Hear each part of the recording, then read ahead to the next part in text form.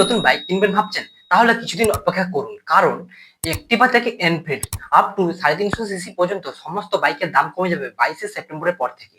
ভারত সরকারের পক্ষ থেকে ঘোষণা করা হয়েছে যে 22 সেপ্টেম্বর থেকে 100 সিসি থেকে 350 সিসি পর্যন্ত সমস্ত বাইকের 28% জিএসটি ট্যাক্স কে কমিয়ে 18% জিএসটি ট্যাক্স করে দেওয়া হবে।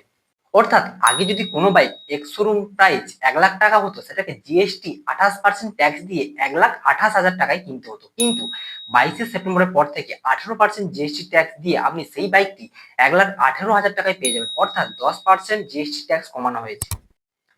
তবে যারা 350 সিসির উপরে বাইক কিনবেন তারা 22 সেপ্টেম্বরের আগে বাইক কিনে ফেলুন। কারণ 350 সিসির উপরে সমস্ত বাইকের ক্ষেত্রে 28% জিএসটি কে বাড়িয়ে 40% জিএসটি করে দেওয়া হয়েছে।